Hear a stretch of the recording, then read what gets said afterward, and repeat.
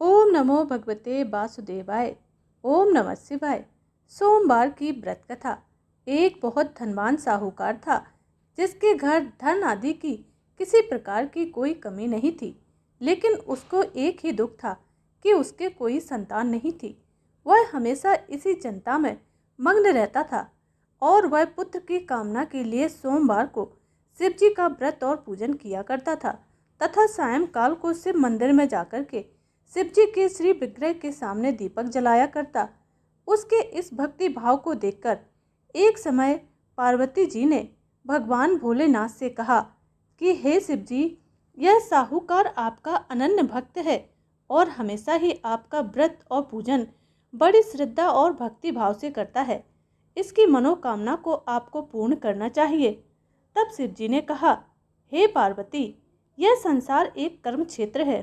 जैसे किसान खेत में बीज बोता है, वैसा ही फल काटता है।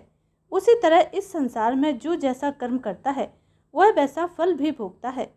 पार्वती जी ने अत्यंत आग्रह से कहा, हे प्रभु, जब यह आपका इतना अनन्य भक्त है और यदि इसको किसी प्रकार का दुख है, तो उसको आपको अवश्य दूर करना चाहिए, क्योंकि आप तो हमेशा अपने भक्तों पर दया करने वाले हैं, उनको दुखों को दूर करने वाले हैं। यदि आप ऐसा नहीं करेंगे तो फिर मनुष्य आपकी सेवा और व्रत क्यों करेंगे। पार्वती जी के ऐसा आग्रह करने पर शिव जी कहते हैं, हे पार्वती, इसके कोई पुत्र नहीं है। इसी चिंता में यह दिन रात मगन रहता है। इसके भाग्य में पुत्र ना होने पर भी मैं इसको पुत्र की प्राप्ति का वरदान देता हूँ, परंतु वह पुत्र केवल 12 वर्ष तक ही जीवित रहेगा। उसके पश्चात वह मृत्यु को प्राप्त हो जाएगा। इससे अधिक मैं उसके लिए और कुछ नहीं कर सकता हूँ। यह सब बातें साहूकार भी सुन रहा था। इससे उसको ना तो अधिक प्रसन्नता हुई और ना ही कोई दुख हुआ। वह पहले जैसा ही भगवान शिव जी की भक्ति, व्रत और पूजन करता रहा। कुछ समय व्यतीत हो गया और कुछ समय के बाद साहूकार की पत्नी गर्भवती हुई और उसके 9वें महीने गर्भ से एक बहुत ही सुंदर पुत्र की प्राप्ति हुई। साहूकार के घर में बहुत खुशियां मनाई जा रही थी, लेकिन साहूकार ने केवल उसकी 12 वर्ष की आयु जानकर कोई अधिक प्रसन्नता प्रकट नहीं की और ना ही अपनी पत्नी को और अन्य किसी को यह भेद बताया। जब वह बालक 11 वर्ष का हो गया तो उस बालक की माता ने उसके पिता से विवाह आदि के लिए कहा, तो वह साहूकार कहने लगा कि अभी मैं इसका विवाह नहीं करूँगा, अपने पुत्र को काशी जी पढ़ने के लिए भेजूँगा। फिर साहूकार ने अपने साले अर्थात बालक के मामा को बुलाया और उसको बहुत सा धन देकर कहा, तुम इस बालक को काशी पढ़ने के लिए ले जाओ और रास्ते में जिस स्थान पर भी जाओ वहाँ पर यज्ञ कराते जाना और ब्राह्मणों को भोजन अवश्य कराना। वह दोनों मामा भांजे यज्ञ कराते हुए और ब्राह्मणों को भोजन कराते हुए जा रहे थे। रास्ते में उनको एक शहर मिला। उस शहर में राजा की कन्या का विवाह था और दूसरे राजा का जो लड़का था, जिसका विवाह राजकुमारी से होने वाला था, वह एक आंख से काना था। उसके पिता को इस बात की बड़ी चिंता थी, कहीं ऐसा ना हो कि वर को देख करके कन्या के माता पिता विवाह करने से इनकार कर दें। इस कारण जब उसने बहुत सुंदर सेठ के लड़के को देखा तो मन में विचार किया कि क्यों न दरवाजे के समय पर इस लड़के को वर के रूप में खड़ा कर दिया जाए। ऐसा विचार कर वह वर के पिता ने उस लड़के और उसके मामा से बात की तो वे राजी हो गए। फिर उस लड़के को वर के कपड़े पहनाकर घोड़ी चढ़ा दिया और दरवाजे के बाहर ले गए। सब कार्य प्रसन्नता पूर्वक हो गया। फिर वर के पिता ने सोचा, यदि विवाह कार्य भी इसी लड़के से करा लिया जाए तो क्या बुराई है। ऐसा विचार कर लड़के और उसके मामा से कहा, यदि आप फेरों का और कन्यादान का भी काम करा दो तो आपकी बड़ी कृपा होगी और इसके बदले में मैं आपको बहुत सा धन दूंगा। तो उन्होंने इस बात को स्वीकार कर लिया और विवाह कार्य भी बहुत अच्छी तरह से संपन्न हो गया। लेकिन जिस समय लड़का जाने लगा तो उसने राजकुमारी की चुनरी के पल्ले पर लिख दिया कि तुम्हारा विवाह मेरे साथ हुआ है, परंतु जिस राजकुमार के साथ तुम्हारी विदा की जाएगी वह एक आंख से काना है और मैं तो काशी पढ़ने जा रहा हूँ।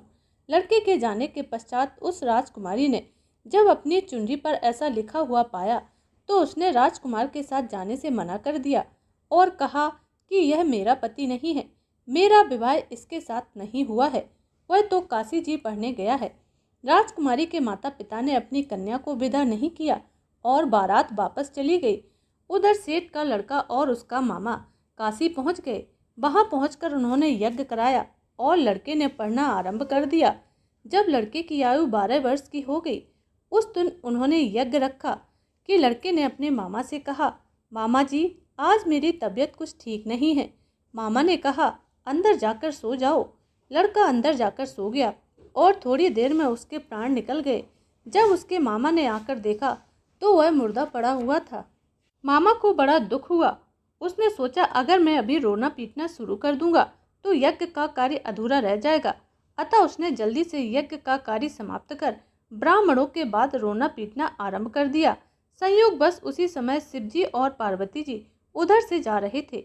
जब उन्होंने जोर जोर से रोने की आवाज़ सुनी तो पार्वती जी कहने लगी, हे प्रभु, कोई दुखिया रो रहा है, इसके कष्ट को दूर कीजिए।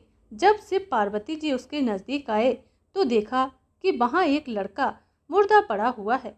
पार्वती जी कहने लगी, महाराज, यह तो उसी सेठ का लड़का है जो आपके वरदान से उत्पन्न हुआ था।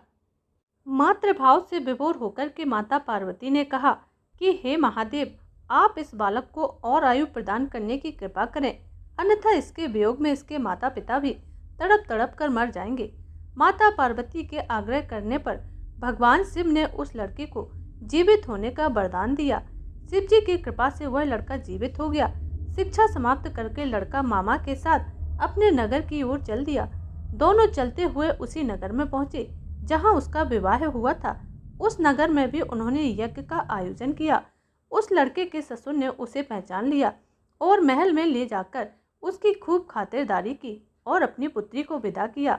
इधर साहूकार और उसकी पत्नी भूखे प्यासे रहकर बेटे के आने की प्रतीक्षा कर रहे थे। उन्होंने यह प्रण लिया था कि यदि उन्हें अपने बेटे की मृत्यु का समाचार मिला तो वह भी प्राण त्याग देंगे, परंतु अपने बेटे के जीवित होने का समाचार पाकर वह बहुत प्रसन्न हुए। उसी रात भगवान शिव ने व्यापारी के स्वप्न में आकर के कहा, हे साहूकार, मैंने तुम्हारे सोमवार के व्रत करने और व्रत कथा सुनने से प्रसन्न होकर तेरे पुत्र को लंबी आयु प्रदान की है। इसी प्रकार जो भी भक्त सोमवार का व्रत करता है या कथा सुनता है और पढ़ता है, उसके सभी दुख दूर होते हैं और समस्त मनोकामनाएं पूर्ण होती हैं। तो बोलिए भगवान भोलेनाथ की जय। बोलिए